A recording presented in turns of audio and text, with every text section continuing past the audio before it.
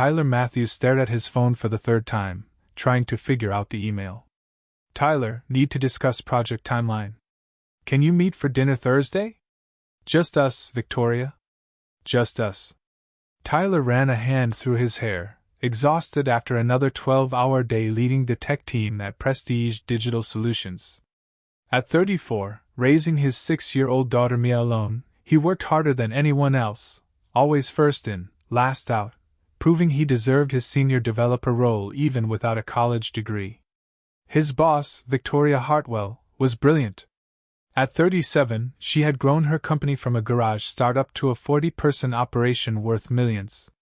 Sharp, focused, demanding, Tyler respected her more than anyone. Which is why the dinner request left him puzzled. He texted back. Happy to discuss the project? Would morning work better? Mornings are easier with Mia's schedule. Seconds later, her reply popped up. Dinner would be preferable. Thursday at 7. Tyler showed the phone to his neighbor Carol, who watched Mia when he worked late. She's asking you out, Carol said flatly. What? No, it's just about work. She's my boss. Tyler, just us at dinner? That's a date. I'm overthinking. She's professional. This is work. Thursday arrived. Tyler entered the restaurant Victoria had picked, nice but not over the top. She was already there, wearing a dress, her hair down, makeup unlike her usual office look. Warning signs flashed, but he ignored them. Tyler, thanks for coming. I know your schedule with Mia is tight. No problem. So, about the project timeline, let's order first. Have you been here? They ordered, but Victoria's questions were personal. How was Mia? School? Hobbies? Family nearby to help? Tyler told himself it was normal for a boss to ask. She cared about work-life balance. An hour passed. Work barely came up. Conversation drifted to Tyler's life, teaching himself to code, building his first app at 17, skipping college when Mia's mom left, raising Mia alone. You're incredible, Victoria said softly. What you've built for Mia, the career, it's impressive. Thanks. I just do what needs to be done. Still, not everyone could manage it. Her hand brushed near his across the table. You're special, Tyler. His phone buzzed, a text from Mia's school. He replied quickly. You're a good father, Victoria said. Mia's lucky. I'm the lucky one. She's why I work so hard. Victoria's expression shifted, something he couldn't read. Can I ask something personal? Sure.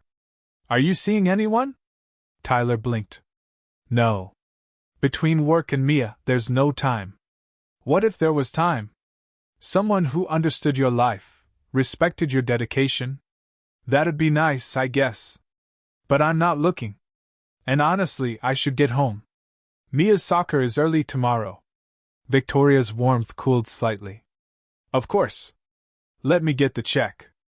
I'll cover it. Tyler thanked her, missing the look she gave him, a mix of frustration and longing. Over the next 3 weeks, Victoria tried again. Tech conference next month, we could drive together. Redoing my home office, can you come Saturday? Tickets to that play, just 2 tickets. Every subtle invitation, Tyler missed. Carol shook her head. She asked you to her house alone for design advice. She got theater tickets. Tyler, she's trying to date you. That's impossible. She's my boss. Sophisticated, successful. I'm just a single dad with no degree. Because you're kind, brilliant, and a great dad. You make her laugh. Good men are attractive. Tyler shook his head. Reading too much into friendly gestures. Carol gave up. Then came Friday night. Tyler worked late, finishing a critical update for Monday. The office was empty except Victoria, behind a closed door. Around 8 p.m., she appeared, jeans, sweater, hair down, looking nervous. Tyler, can we talk? Sure. She perched on his desk. I need to be honest. I've been trying to spend time with you outside work, but you keep not noticing. Tyler frowned. I appreciate you being generous with your time. You've been a great boss. I'm not trying to be your boss outside work. I'm interested in you. Romantically. For months I've been signaling it, and you've missed it completely. Tyler froze. You what? I like you as more than an employee. I want to take you to dinner as a woman who finds you interesting, attractive, worth knowing. He stood, overwhelmed. Victoria, you're my boss. This is complicated. I'm a single dad with baggage, no degree. Do you find me attractive? Of course. You're brilliant and beautiful. But, do you enjoy being with me? Yes. But romantically? Tyler's heart raced. He'd secretly felt the same, buried it deep, convinced it was impossible. I can't answer that, he finally said. If I say yes, it creates a power dynamic. If no, I might hurt you. I'm confused. Victoria's face fell. You're right. I shouldn't have. This was inappropriate. I'm your boss, I just misjudged. They stared at each other across the desk, the office suddenly huge and empty. I should go, Tyler said. We can pretend this didn't happen. Go back to normal Monday, Tyler muttered. Tyler, wait. But he was already grabbing his jacket, almost running from the office, his mind spinning. Saturday morning, Tyler was flipping pancakes when someone knocked hard on the door. Insistent. He opened it to see Victoria, still in jeans and a sweater, looking like she hadn't slept. You're fired, she announced. What? Fired? Effective immediately. Your severance is 6 months full salary. Health insurance continues for a year. I'll give a reference that will get you hired anywhere. But as of now, you no longer work for me. Tyler stared. Victoria, what? You said the power dynamic made it impossible to answer honestly. Fine, she said, stepping forward. I removed the power dynamic. You don't work for me anymore. Now answer me. Are you interested in me? You can't just fire me because… Tyler Matthews, I am standing on your doorstep. The professional barrier is gone. I'm asking you as one adult to another, do you want to get to know me romantically? Answer before I die of embarrassment. Mia peeked around Tyler, looking at Victoria and then her dad. Daddy, is that your boss lady? Yes, princess. This is Mia. Hi, Mia. Victoria crouched to meet her eyes. I'm sorry for showing up unannounced. I'm trying to ask your dad on a date, and he's being difficult. Mia's eyes widened. You want to date my dad? I do. But only if you're okay with it, because you're part of the equation. Mia studied Victoria seriously. Do you like pancakes? I love pancakes. Daddy makes the best pancakes. Mia added. Do you have kids? No, but I like kids. And I've heard about you, your dad talks about you all the time. He does. Mia beamed. Tyler confirmed. I do. Mia, can you give us a minute?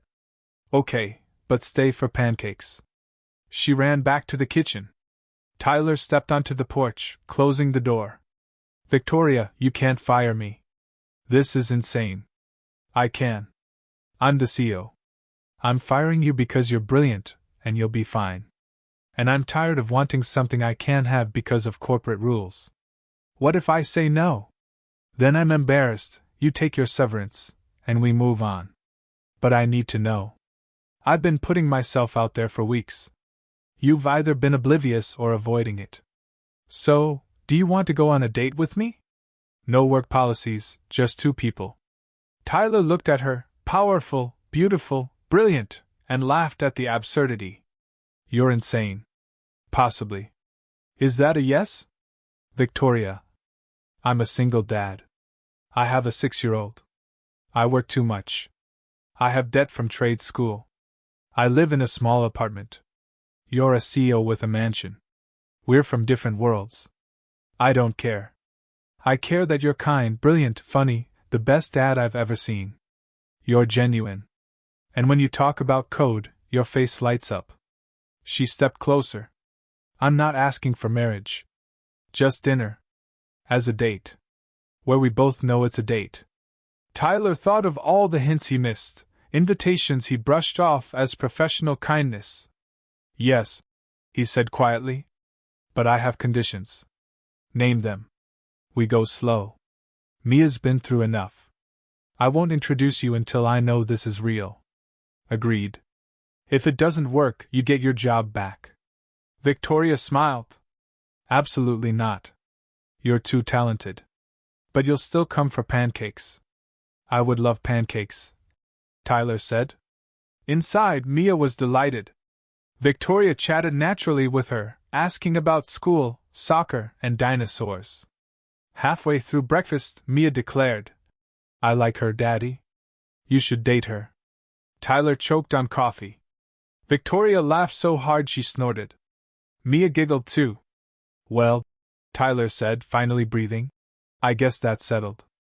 Their first official date was the following Saturday. Tyler hired Carol to watch Mia, and she gave him the most satisfied grin. I told you, she whispered. Victoria picked him up. Where are we going? You said you liked theater but couldn't afford it. Tickets to the touring Hamilton. Tyler insisted it wasn't a work expense. The show was incredible. But what he remembered most, her hand finding his during the second act, her head resting on his shoulder at curtain call. Afterward, he stopped her by the car. I need to tell you something. I've had feelings for you months. I convinced myself it was impossible because you were my boss. Victoria smiled. I'm terrified too. I just fired my best employee to ask him out. But you're worth the risk. She kissed him, soft, sweet, full of what neither had said in months. Tyler smiled. For the record, you're a terrible boss. Way too generous, let employees leave early, flexible schedules. You played favorites. I didn't. You offered to take me to a conference, tickets to a play. Fine. I was a terrible boss. Good thing I fired you. Best decision you ever made. 8 months later, Victoria met Mia officially as Tyler's girlfriend. Mia took it in stride. You were right, she told her dad. 1 year later, Victoria proposed, not with a fancy plan, but over Saturday pancakes. Tyler Matthews, will you marry me? Mia gasped. Tyler, spatula in hand, batter on the floor, laughed. You're supposed to ask me that. You're too traditional. Someone had to do it.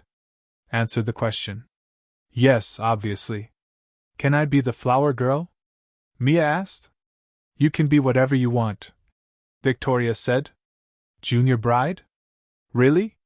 They married 6 months later. Tyler had a new senior developer job with higher pay. The running joke, Victoria fired him into a better salary. At the reception, Tyler toasted. My wife, who spent weeks trying to ask me on a date, and I missed every hint, finally fired me to ask me out. And I'm grateful every day she didn't give up. To oblivious men and the women brave enough to fire them, best thing that ever happened to me. If this story made you smile, share it with someone who's missed an obvious hint. Subscribe for stories about love, second chances, and brave choices, and comment a time someone had to be painfully direct before you finally understood.